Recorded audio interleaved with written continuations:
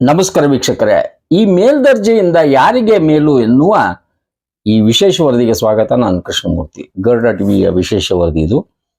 ಕೆಲವೊಂದು ವಿಚಾರಗಳಲ್ಲಿ ಈಗ ಮೈಸೂರು ಮಹಾನಗರ ಪಾಲಿಕೆಯನ್ನ ಮೇಲ್ದರ್ಜೆಗೆ ಏರಿಸಿ ಮೈಸೂರು ಮಹಾನಗರ ಪಾಲಿಕೆಯನ್ನಾಗಿ ಅಂದ್ರೆ ಈಗ ಗ್ರೇಟರ್ ಮೈಸೂರು ಅನ್ನೋ ರೀತಿಯಲ್ಲಿ ರೂಪಿಸುವುದು ಅಂತ ಹೇಳಿ ನಗರಾಭಿವೃದ್ಧಿ ಸಚಿವ ಭೈರತಿ ಸುರೇಶ್ ಅವರು ಹೇಳಿದ್ರು.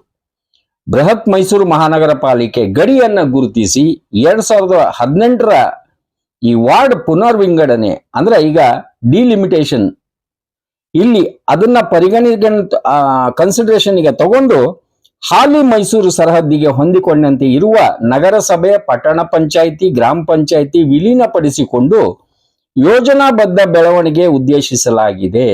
ಇದಕ್ಕಾಗಿ ಸಂಬಂಧಪಟ್ಟಂತ ಸ್ಥಳೀಯ ಸಂಸ್ಥೆಗಳ ಅನುಮೋದನೆ ಪಡೆದು ಸರ್ಕಾರಕ್ಕೆ ಪ್ರಸ್ತಾವನೆ. ಇಲ್ಲಿ ಪ್ರಸ್ತಾವನೆ ಕೊಡ್ತಾರೆ, ಎಲ್ಲ ಆಗ್ತವೆ.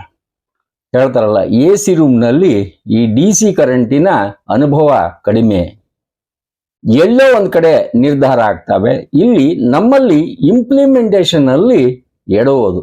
ಅದ್ಭುತವಾದ ಯೋಜನೆಗಳು ಕೂಡ ಎಲ್ಲಿ ಎಡುತ್ತಾವ ಅಂದ್ರೆ ಇಂಪ್ಲಿಮೆಂಟ್ ಮಾಡಲ್ಲಿ. ಏನೋ ಒಂದು ನಿರ್ಧಾರ ತಗೊಂಡು ಈ ಸರ್ಕಾರಿ ನೌಕರರ ತಲೆ ಮೇಲೆ ಹೇರ್ಬಿಟ್ಟ ಮೇಲೆ ಅಲ್ಲಿಯ ಸಾಧಕ ಬಾಧಕಗಳು ಏನು ಅಂತ ಹೇಳಿ ಪ್ರಶ್ನೆ ಮಾಡಲಿಲ್ಲ ಅಂತಂದ್ರೆ ಒಳ್ಳೊಳ್ಳೆ ಯೋಜನೆಗಳು ಕೂಡ ಫ್ಲಾಪ್ ಆಗ್ತವೆ.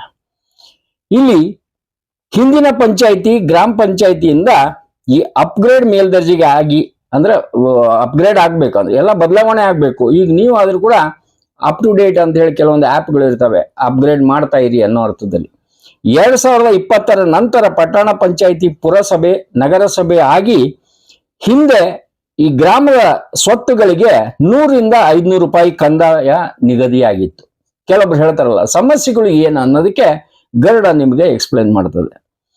ಇಲ್ಲಿ ಹಿಂದೆ ಗ್ರಾಮದ ಸ್ವತ್ತುಗಳಿಗೆ 100ರಿಂದ 500 ರೂಪಾಯಿ ಕಂದಾಯ ನಿಗದಿಯಾಗಿತ್ತು. ಈಗ ಮೇಲ್ದರ್ಜೆಗೆ ಏರಿದ ನಂತರ ಅದೇ ಸ್ವತ್ತಿಗೆ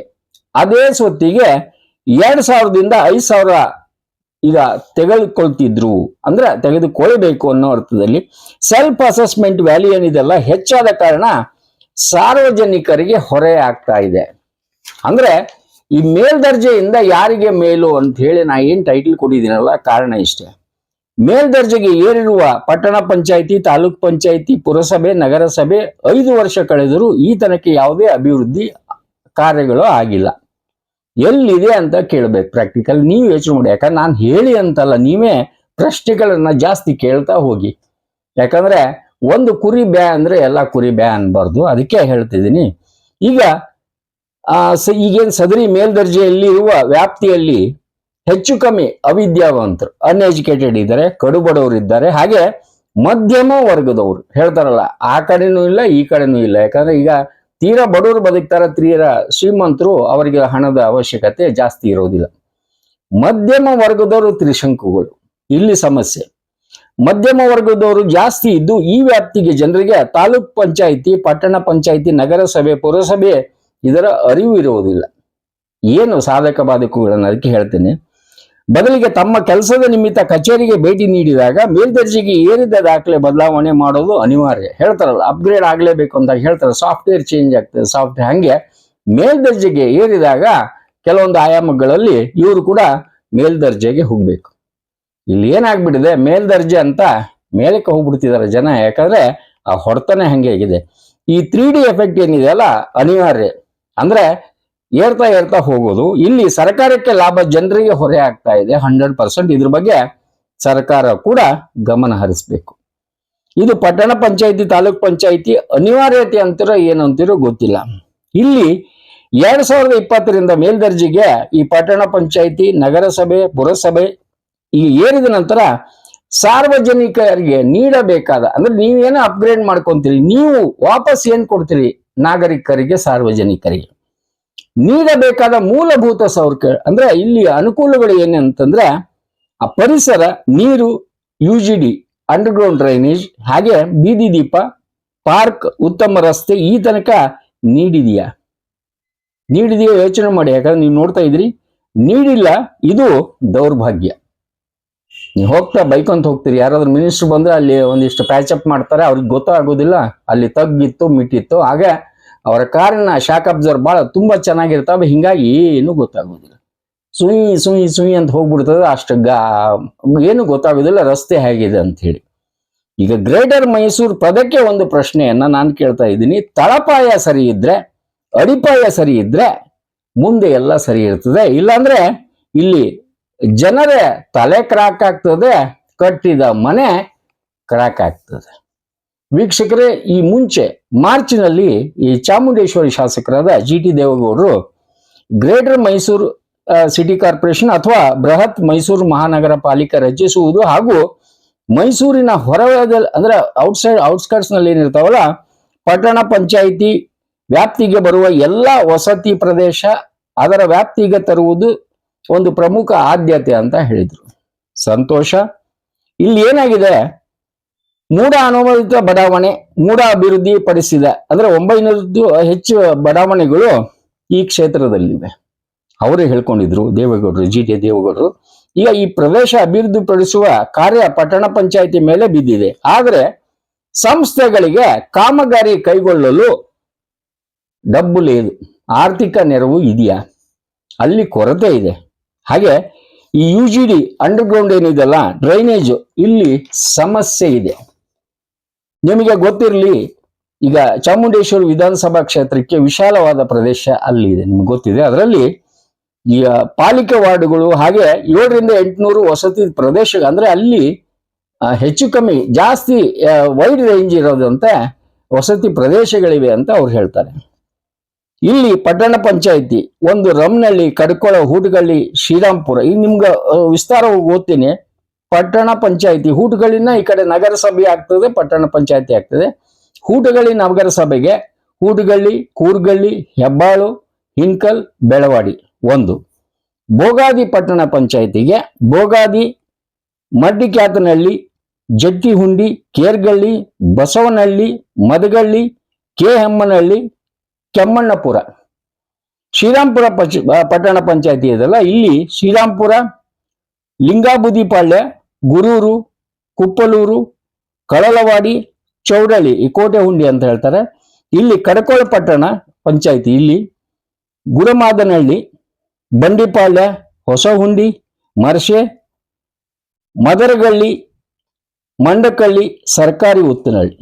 ಇಲ್ಲಿ ಸರ್ಕಾರಿ ಉತ್ತನಹಳ್ಳಿ ಆದ್ಮೇಲೆ ರಮನಹಳ್ಳಿಗೆ ರಮನಹಳ್ಳಿ, ನಾಡನಹಳ್ಳಿ, ಹಂಚ, ಸಾತಗಳ್ಳಿ. ಇಲ್ಲಿ ಇಷ್ಟೊಂದು ಆದ್ಮೇಲೆ ನೆಕ್ಸ್ಟ್ ಗ್ರಾಮ ಪಂಚಾಯಿತಿ ಇಲವಾಲ, ಮೆಲ್ಲಹಳ್ಳಿ, ಬೀರಿ ಹುಂಡಿ ಗ್ರಾಮ ಪಂಚಾಯಿತಿ ಅಂತ ಹೇಳಿ, ನಂತರ ದನಗಳ್ಳಿ ಗ್ರಾಮ ಪಂಚಾಯಿತಿ, ಆಲ್ನಹಳ್ಳಿ ಗ್ರಾಮ ಪಂಚಾಯಿತಿ, ಸಿದ್ಧಲಿಂಗ ಗ್ರಾಮ ಪಂಚಾಯಿತಿ, ನಾಗನಹಳ್ಳಿ ಗ್ರಾಮ ಪಂಚಾಯಿತಿ, ಚಾಮುಂಡಿ ಬೆಟ್ಟ ಗ್ರಾಮ ಪಂಚಾಯಿತಿ.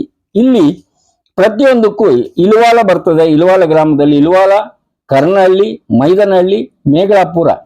ಹಾಗೆ ಮೆಲ್ಲಹಳ್ಳಿಗೆ ಮೆಲ್ಲಹಳ್ಳಿ, ಬೀರಿಹುಂಡಿ, ಗೋಹಳ್ಳಿ, ಕುಮಾರಬೀಡು, ಬಲ್ಲಹಳ್ಳಿ.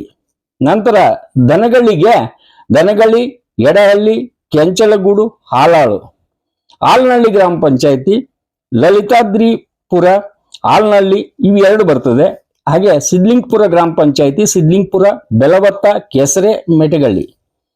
ನಾಗನಹಳ್ಳಿ ಗ್ರಾಮ ಪಂಚಾಯಿತಿ, ಶಾದನಹಳ್ಳಿ. ಚಾಮುಂಡೇಶ್ವರಿ ಗ್ರಾಮ, ಚಾಮುಂಡಿ ಬೆಟ್ಟ.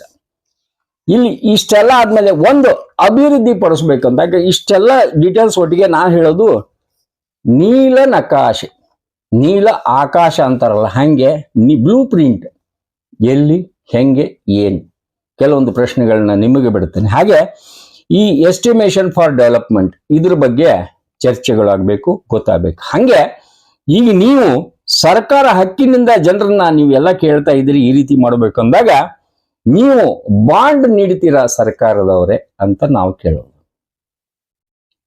ಇಲ್ಲಿ ಉಳ್ಳವರಿಗೆ, ರಿಯಲ್ ಎಸ್ಟೇಟ್ನವ್ರಿಗೆ ಕೈನಲ್ಲಿ ದೊಡ್ಡ ದೊಡ್ಡ ಬಂಗಾರದ ಕಡಗಗಳನ್ನ ಅವನು ಹಾಕೊಂಡ್ಬರ್ತಾರಲ್ಲ, ಅವರೇ ಶ್ರೀಮಂತರಾಗ್ತಾ ಇದ್ದಾರೆ. ಉಳ್ಳವರು ಶಿವಾಲಯ ಮಾಡುವರು, ನಾನೇನು ಮಾಡಲಿ ಬಡವನಯ್ಯ ಅಂತ ಹೇಳಿ. ಈ ಬದಲಾವಣೆ ಗ್ರೇಡ್ ಅನುಕೂಲ ಯಾರಿಗೆ ಯೋಚನೆ ಮಾಡಿ, ಅವರಿಗೆ ಅನುಕೂಲ ವಿನ ಈ ಪಾಪದ ಕೂಸುಗಳು ಇರ್ತಾರಲ್ಲ ಕನಸು ಕಾಣ್ತಾ ಇರ್ತವೆ. ಯಾಕಂದ್ರೆ ಏನಾಯ್ತು, ಈ ಮೂಡಾದಲ್ಲಿ ಆದ್ರೂ ಕೂಡ ನಿಮ್ಗೆ ಗೊತ್ತಿದೆ, ನಾಲ್ವಡಿ ಕೃಷ್ಣರಾಜರ ಕನಸಿನ ಕೂಸು ಏನಾಯ್ತು, ಯಾರ್ಯಾರೋ ಎಷ್ಟೆಷ್ಟು ಸೈಟ್ಗಳು ಅಲ್ಲಿ ಬಡವರು ಹಾಗೆ ನಿಜವಾಗ್ಲೂ ಅಲ್ಲಿ ಅರ್ಜಿ ಹಾಕಿದವ್ರು ಮಾತ್ರ ಆಕಾಶ ನೋಡ್ತಾ ಕೂತಿದ್ದಾರೆ. ರಿಯಲ್ ಎಸ್ಟೇಟ್ನವರು ಸ್ವಾಹ ಮಾಡ್ಕೊಂಬಿಟ್ರು. ನಂತರ ಇಲ್ಲಿ ಕಸ ವಿಲೇವಾರಿ, ಈಗ ನೀಲನಕ್ಷ ಗ್ರೇಟರ್ ಬೆಂಗಳೂರು, ಈಗ ಗ್ರೇಟರ್ ಬೆಂಗಳೂರು ಹೆಂಗೆ ಇದೆಲ್ಲ ಹಂಗೆ ಗ್ರೇಟರ್ ಮೈಸೂರು ಮಾಡ್ಬೇಕಂದ್ರೆ ಒಳ್ಳೇದೇ. ಆದ್ರೆ ಸಾಧ್ಯನಾ? ಇಷ್ಟೆಲ್ಲ ಹೇಳ್ತಾರಲ್ಲ, ನೀಲನಕ್ಷೆ, ಬ್ಲೂ ಪ್ರಿಂಟ್ ಎಲ್ಲವನ್ನ ರೆಡಿ ಮಾಡಿದ್ಮೇಲೆ ಕೂಡ ಈಗ ಜಿ ಟಿ ದೇವೇಗೌಡರು ಹೇಳಿದ್ರು ಪಂಚಾಯತಿ ಮೇಲೆ ಪ್ರೆಷರ್ ಅಂದಾಗ ಅಲ್ಲಿ ಡೆವಲಪ್ಮೆಂಟ್ ಮಾಡ್ಲಿಕ್ಕೆ ಕಾಂಚಾಣಂ ಕಾರ್ಯಸಿದ್ಧಿ ಇದೆಯಾ? ಇಷ್ಟೆಲ್ಲ ಪ್ರಶ್ನೆಗಳನ್ನ, ಅಂದ್ರೆ ನೀವು ಗ್ರೇಟ್ ಆಗ್ಬೇಕು ಅಂದ್ರೆ ಯೋಚನಾ ಶಕ್ತಿ ಗ್ರೇಟ್ ಇದ್ರೆ ಸಾಗದು, ಜೊತೆಗೆ ಪೂರಕವಾಗಿ ಎಲ್ಲವೂ ಗ್ರೇಟ್ ಆಗಿದ್ರೆ ಮಾತ್ರ ಗ್ರೇಟ್. ಇಲ್ಲಾಂದ್ರೆ ನಮಸ್ಕಾರ. ಕಾರ್ಯಕ್ರಮದ ಪ್ರಾಯೋಜಕರು ಪ್ರಿಂಟ್ ಪಾಯಿಂಟ್, ಕಿಟಲ್ ಕಾಲೇಜ್ ಹತ್ತಿರ, ಟಿಬಿ ರೋಡ್, ಧಾರವಾಡ. ನಮ್ಮಲ್ಲಿ ಎಲ್ಲ ತರಹದ banner print, colour print, offset print ಸೇವೆ ಇದೆ. ಬ್ಯಾನರ್ ಆಗಲಿ, ಕಲರ್ ಪ್ರಿಂಟ್ ಆಗಲಿ, ಸ್ಪಷ್ಟತೆಗೆ ಕನ್ನಡಿ. Print point, the print solution under one roof.